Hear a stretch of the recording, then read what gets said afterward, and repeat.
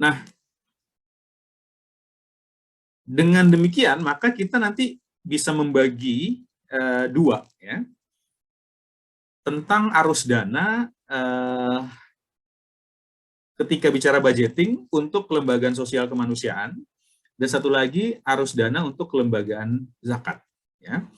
Secara sederhana, teman-teman, ketika teman-teman menetapkan diri hanya sebagai lembaga sosial, bukan lembaga zakat, maka pelaporannya nanti itu mengacunya ke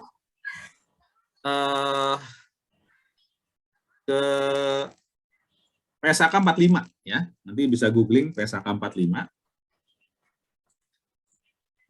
Ketika bicara PSAK 45, maka teman-teman itu nanti kalau bicara pemasukan dan pengeluaran, maka kalau bicara pemasukan itu sebenarnya hanya membagi uang yang masuk itu ke dalam 3 bentuk elemen aja, ya.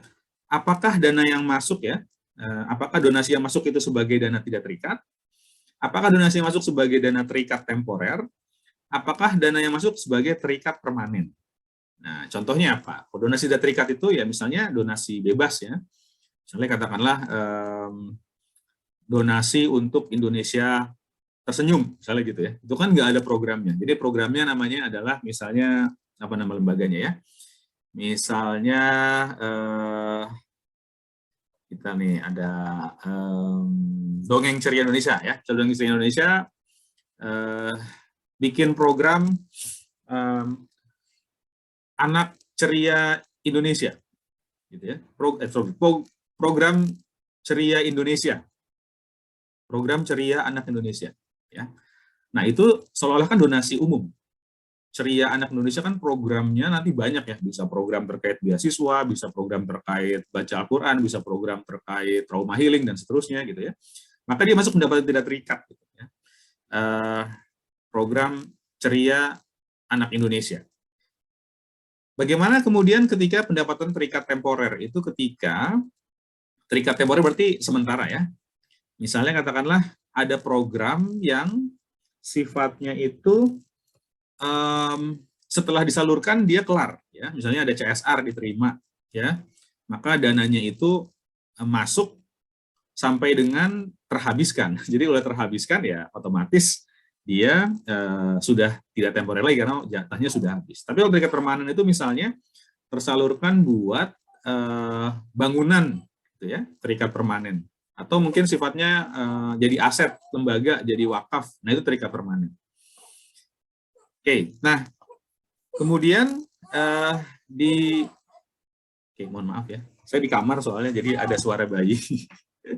Maklum, ayah baru. Oke, ya. Kemudian ketika di aspek pengeluaran, dia keluar dalam bentuk apa aja? Ya otomatis keluar nanti dalam bentuk keluaran dalam bentuk penyaluran program. Ya, penyaluran program pun otomatis nanti ada penyaluran program tidak terikat, penyaluran program terikat temporer, penyaluran program terikat permanen, gitu, ya.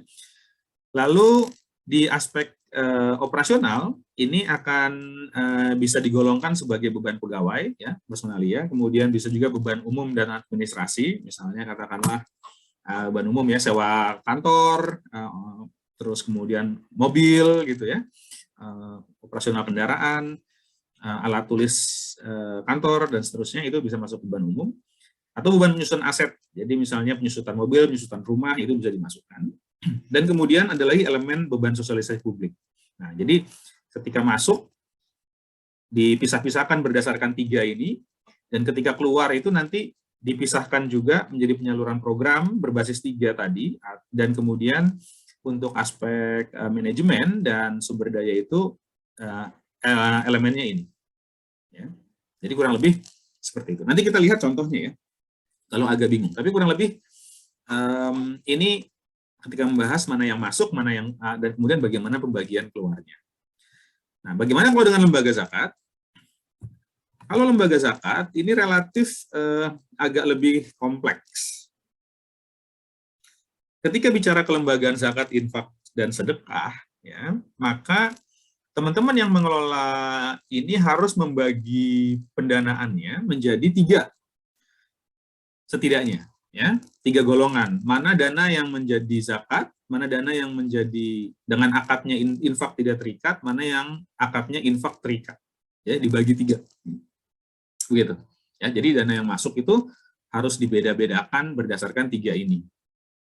Nah, kalau kemudian nanti mau dibagi-bagi lagi mengenai infak terikat, bisa juga misalnya khusus yatim, infak khusus kebencanaan, infak khusus pembangunan masjid, infak khusus Al-Quran, infak khusus dan seterusnya. Nah, ini infak terikat. Sebagai mudahnya mungkin kalau kita buka campaign di kitabisa.com misalnya atau di amalsoleh.com misalnya, maka itu sebenarnya kurang lebih menjadi infak terikat kalau tidak ada penjelasan lebih lanjut gitu ya. Nah, itu dibolehkan saja karena kadang fundraising itu tergantung disclaimer yang disampaikan ya. Misalnya katakanlah gini, kita misalnya bikin campaign dengan representasi satu anak ya, misalnya namanya kan anaknya Bunga ya, sebut saja gitu, atau Mawar, bukan nama asli. Bantu Mawar sembuh ya. Dikisahkanlah tentang si Mawar ini. Ternyata Mawar ini adalah penderita kanker dan kemudian sudah 9 bulan di rumah sakit dan biayanya sudah tidak mampu lagi orang tuanya.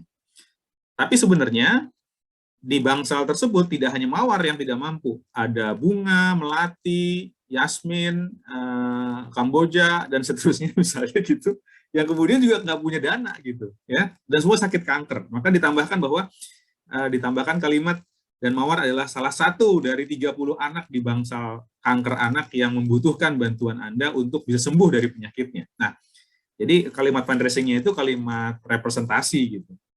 Maka sehingga sebenarnya dia tidak terikat kepada si Mawar atau si Bunga tadi, tapi sebenarnya dia ke program secara keseluruhan bisa untuk yang lain.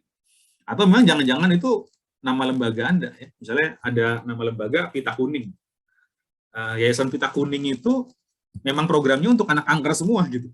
Ya, sehingga ya ketika dia menggalang dana kanker itu ya untuk semua program terkait program kanker. Jadi dia bisa jadi tidak terikat secara penuh, tapi dia infaknya infak tidak terikat karena programnya ada di level lembaga gitu ya.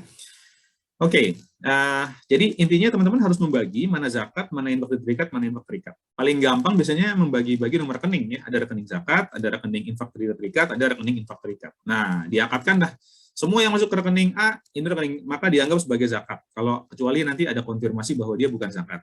Yang masuk ke rekening B dia dianggap sebagai akad infak tidak terikat.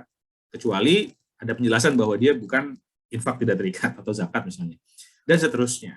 Ya, nanti kalau misalnya ada yang salah transfer ya tinggal di adjust saja gitu, disesuaikan bagaimana postingnya ketika pembukuan. Tapi seenggaknya kita sudah sebutkan bahwa rekeningnya udah dipisah-pisah ya. Nah kemudian setelah dananya masuk gimana? Nah setelah dananya masuk, menariknya kalau di dunia ZIS langsung potong saja hak amil dari dana zakat ya. Kemudian potong juga dari infak terikat hak amilnya, dan potong juga dari infak tidak terikat hak amilnya. Masukin namanya ke dalam dana amil atau dana operasional, terserah. Nanti akan digunakan untuk apa? Digunakan untuk beban operasional dan digunakan untuk beban sosialisasi ZIS ya, untuk yang kesini nih.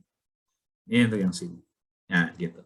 Setelah dikurangi ya dari hak amil zakat, hak amil dari infak dan hak amil dari infak tidak terikat, baru kemudian disalurkan. Ya, maka kemudian kita menyebutnya sebagai pengalokasian non amil dari zakat ya, karena amilnya kan udah di sini. Jadi kan selain amil di sini zakatnya, ini penyaluran penyaluran infak terikat non amil, penyaluran infak tidak terikat non amil. Gitu. Nah, dan kemudian penyaluran ini nanti Anda bisa pecah lagi kalau laporan keuangan zakat itu PSAK 109, satu berbasis asnaf, yang kedua berbasis program. Ya.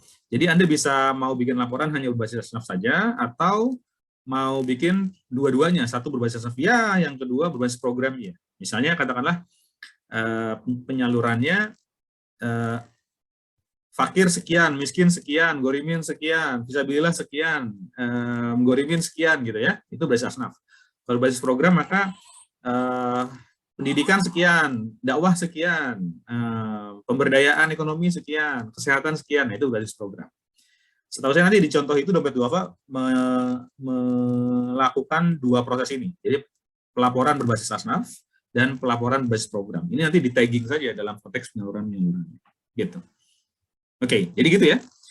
Sebagai wrap up, sebagai resume dari tadinya bahwa dananya dipisahkan sesuai akadnya, dan kemudian sebelum ditaruh di alokasi penyaluran, silahkan teman-teman alokasikan dulu buat amil dari zakat, dari infak, dari terikat secara terpisah juga. Ya, nanti contohnya ada. Dan dana amil akan digunakan untuk apa? Untuk beban sosialisasi dan beban SIS. Oke, begitu. Kalau ada pertanyaan silahkan di chat atau nanti bisa tanya ya, supaya nggak lupa. Ini udah ada Mas Ogi dan juga Dongeng Ceria, namanya nggak ada. Soft copy nanti dikasih ya. Oke. Kemudian materi insya Allah saya share, rekaman juga akan saya share. Oh, Sahuri. Siap Kang Sahuri. Nuhun Kang. Oke. Nah, lanjut.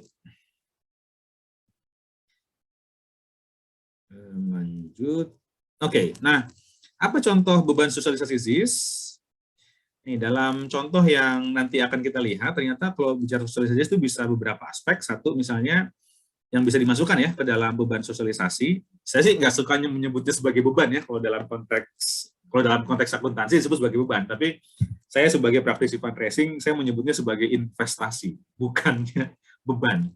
Fundraising itu jangan dijadiin beban ya, tapi dijadiin investasi. Biaya yang keluar itu jangan dijadiin sebagai beban, tapi dijadiin sebagai investasi. Karena dengan menempatkan Rp1 bisa jadi akan menghasilkan Rp10, Rp20, Rp30, dan seterusnya. Gantung kemudian kemampuan kita.